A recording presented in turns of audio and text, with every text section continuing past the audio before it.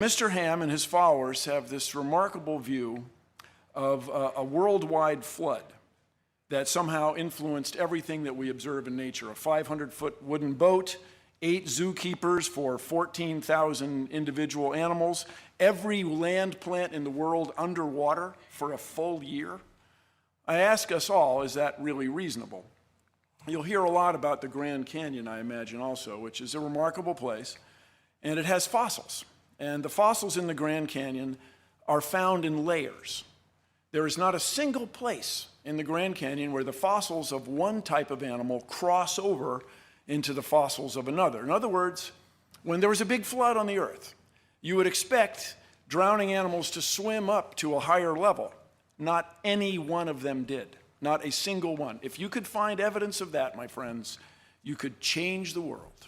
One of the extraordinary claims associated with Mr. Ham's worldview is that this giant boat, very large wooden ship, went aground safely on a mountain in the Middle East, what we now call the Middle East.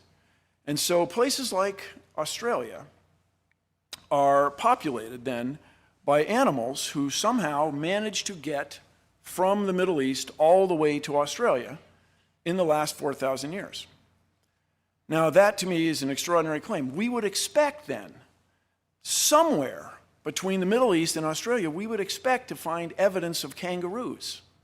We would expect to find some fossils, some bones. In the last 4,000 years, somebody would have been hopping along there and died along the way, and we'd find them. And furthermore, there's a claim that there was a land bridge that allowed these animals to get from Asia all the way to the continent of Australia, and that land bridge has disappeared in the last 4,000 years. No navigator, no diver, no U.S. Navy submarine, no one's ever detected any evidence of this, let alone any fossils of kangaroos. So your expectation is not met. It doesn't seem to hold up.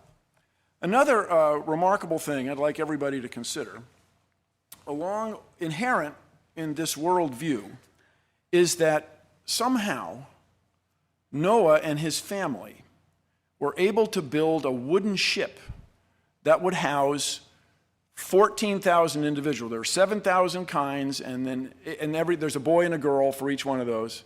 So it's about 14,008 people. And these people were unskilled. As far as anybody knows, they had never built a wooden ship before. Furthermore, they had to get all these animals on there, and they had to feed them, and I understand that Mr. Ham has some explanations for that, which I frankly find extraordinary, but this is the premise of the bit. And we can then run a test, a scientific test. People in the early 1900s built an extraordinary large wooden ship, the Wyoming. It was a 6-masted schooner, the largest one ever built. It had a motor on it for winching cables and stuff. But this boat had a great difficulty. It was not as big as the Titanic, but it was a very long ship. It would twist in the sea. It would twist this way, and this way. And in all that twisting, it leaked. It leaked like crazy. The crew could not keep the ship dry. And indeed, it eventually foundered and sank, loss of all 14 hands. So there were 14 crewmen aboard a ship built by very, very skilled shipwrights in New England. These guys were the best in the world at wooden shipbuilding. And they couldn't build a boat as big as the Ark is claimed to have been. Is that reasonable? Is that possible?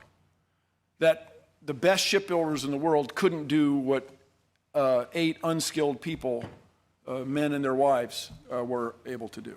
Shipwrights, my ancestors, the Nye family in New England, spent their whole life learning to make ships.